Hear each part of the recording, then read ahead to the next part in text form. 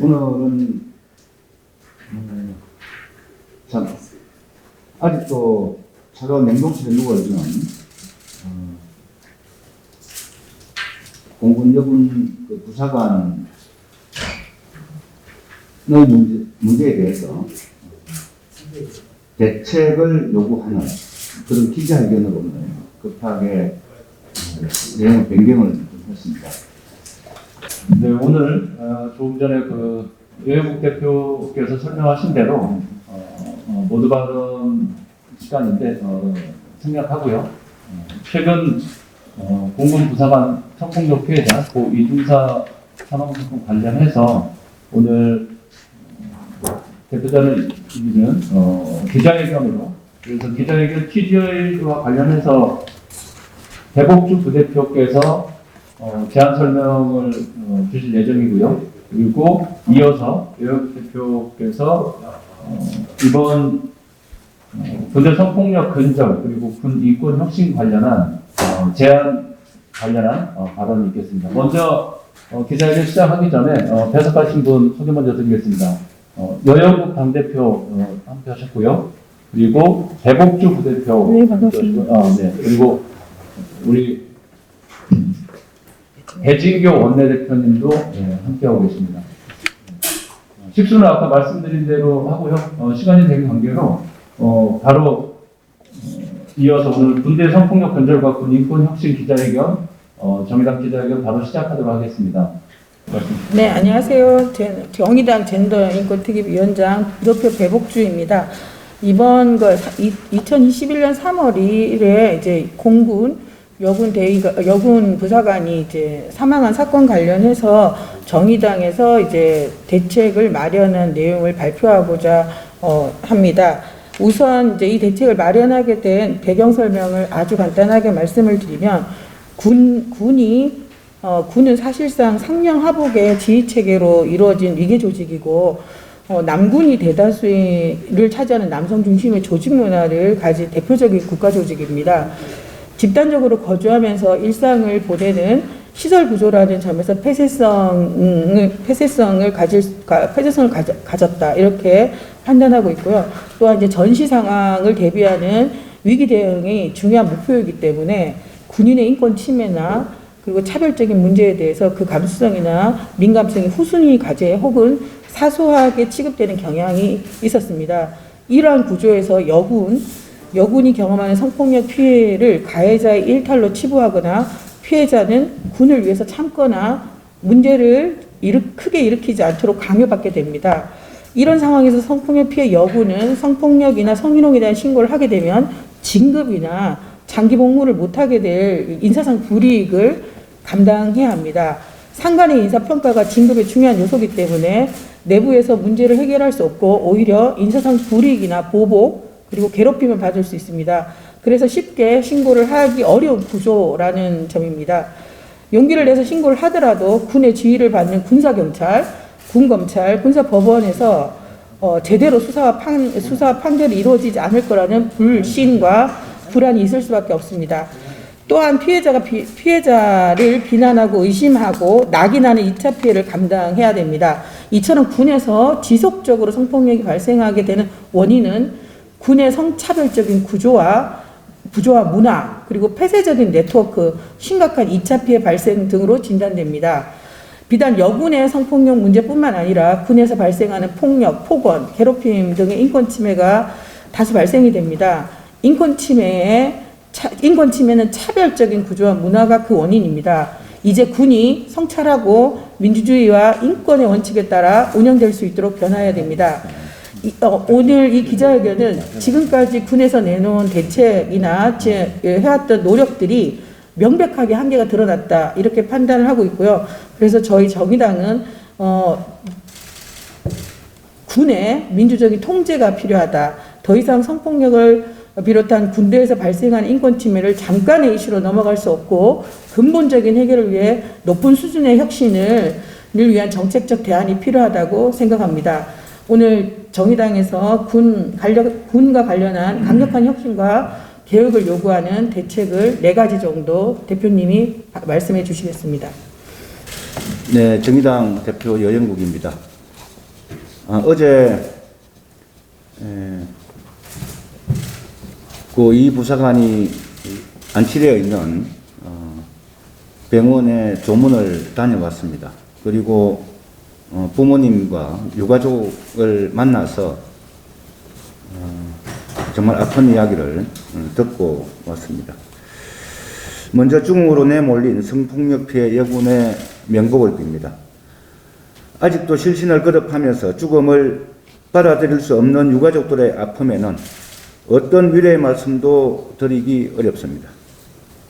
성폭력 피해 여군의 사망 사건과 연이어 드러나고 있는 추가 범죄로 온 국민이 분노하고 있습니다. 마치 작전을 수행하듯 사건을 은폐하려 했던 군의 대응은 애국심과 직업군인의 자부심으로 우리 공동체를 지켜온 모든 군인에 대한 배신이었습니다. 군인도 지켜주지 않는 군이 시민을 지켜줄 수 있겠냐는 군에 대한 불신을 핵책한 도발이었습니다. 군대 내 성폭력 사건은 이번이 처음이 아닙니다.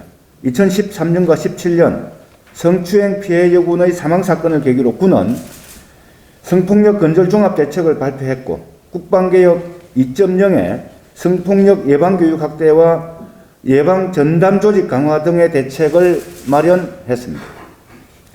군 성폭력 피해자 지원을 위한 업무 매뉴얼을 만들기도 했습니다. 그러나 같은 죽음은 반복되었습니다. 죽음으로 만든 최소한의 조치마저 군은 묵살한 것입니다. 여군을 군인이 아니라 성적 대상으로만 바라보는 군의 삐뚤어진 성인지 감수성과 폐쇄적이고 위계적인 마초 문화가 만들어낸 필연적 결과입니다. 이대로는 절대 안 됩니다. 지금까지와 같은 대처로는 반복되는 죽음의 예고를 피할 수 있다고 자신할 수 없습니다. 국방부 시계는 거꾸로 매달아도 돌아간다지만 성폭력 건절과 인권 친화 병력 문화를 만들어가는 시계는 특단의 대책 없이는 돌아갈 수 없습니다. 이에 이번 사건의 가해자는 물론이고 사건을 은폐하려 했던 자들, 사건을 방조하면서 그 직무를 유기한 자들을 엄단하는 것에서 그치지 않고 성폭력 건절과 군 인권 전반의 개혁 방안을 제안 드리겠습니다. 우선 이번 사건 수사에 대한 특검 도입을 촉구합니다. 사건을 은폐하고 무마하려 했던 군의 형태는 피해자를 모욕하고 유가족을 2번, 3번 죽였습니다. 최소한의 신뢰마저 상실한 군 수사기관들로 구성된 국방부 합동수사단에게 독립적이고 엄정한 수사를 기대하기 어렵습니다. 민간 전문가가 참여하는 수사심의위원회 또한 모호한 역할과 이상으로 덜러리로 전락할 가능성이 큽니다.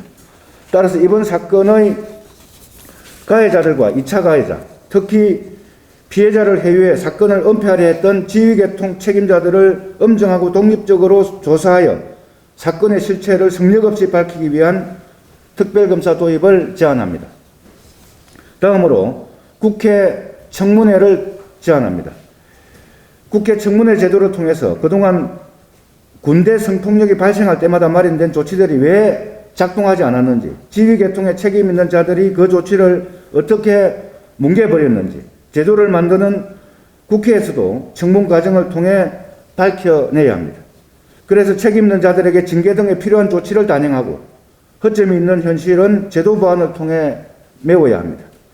규탄의 목소리보다 진실 규명과 제도 보완을 위한 입법부의 행동이 필요한 시간이고 그런 점에서 국회 청문회를 촉구합니다. 이어서 비군사 범죄에 대한 재판권을 민간법원으로 이관해야 합니다. 군에서 발생하는 범죄는 현재 군사경찰, 군검찰, 군사법원이 소관입니다. 그러나 군조직의 특성상 수사의 독립성을 갖기 힘들다는 것이 이번 사건으로 분명해졌습니다. 설사 엄중한 처벌이 이루어지더라도 그것이 외부의 관심 정도에 따라 결정되는 것은 아닌지 의심스럽습니다.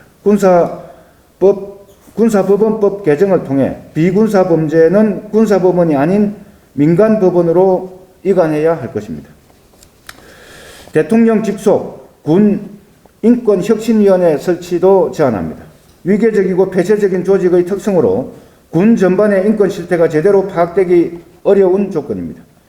이에 군 인권 문제에 대한 종합적인 실태 조사와 이에 따른 대책 마련을 위한 활동이 필요합니다. 혁신위원회는 국가인권위원회, 국방부, 여성가족부, 군인권시민단체, 여성학계, 법조계 등 전문가로 구성하되 위원장과 위원회 3분의 2 이상을 민간위원으로 위촉해야 합니다. 혁신위원회는 실태조사 결과를 토대로 혁신 방안을 마련하고 이와 함께 군대 성폭력 근절과 군 인권 향상을 위한 독립적이고 상시적인 인권기구 설치 방안을 마련해야 합니다. 마지막으로 독립적인 군 인권기구 설치를 제안합니다. 군의 내부 절차와 일회성 대책만으로는 피해자 보호와 제대로 된 사건 처리가 어렵다는 것이 이번 사건으로 맥락 관화해졌습니다. 따라서 인권 침해 예방과 피해 발생 시 즉각적인 구제 조치를 단행할 독립적이고 상시적인 인권기구를 만들어야 합니다. 동시에 인권기구는 군인권혁신위원회가 마련한 혁신 방안의 이행 실태를 점검하고 필요한 후속 조치를 마련하는 역할을 담당할 것입니다. 군의 인권 감수성을 높이기 위한 상시적인 독립기구로서의 군 인권기구가 인권 친화적 병력 문화를 만들고 지키는 파수꾼이 될 것입니다. 성폭력은 군대 내에서 성폭력은 군대에서도 민간에서도 타인의 성결정권과 인격을 짓밟는 중대 범죄입니다. 민간의 피해자들도 사건 처리 과정에서 이루 말할 수 없는 고통을 견디고 일상으로 회복하기까지는 수많은 노력이 있어야 합니다. 민간도 이럴진데 외부와 단절되어 더욱 외롭게 싸웠을 피해자가 얼마나 힘들었을지 감히 상상할 수도 없습니다. 정당한 지시와 명령에 복종하고 부당한 지시와 명령에는 저항하라는 군의 교육은 왜곡된 상맹하복과 조직 고의의 논리 앞에는 무용지물이었습니다. 군이 싸워야 할 대상은 우리 밖의 적뿐만 아니라 우리 군의 사기와 정신을 위협하는 모든 것이어야 합니다. 헌법과 인권 앞에 단서가 붙지 않는 군이 될 때 진정한 강군이 될 것입니다. 이를 위해 저와 정의당은 모든 노력을 다하겠습니다. 고맙습니다.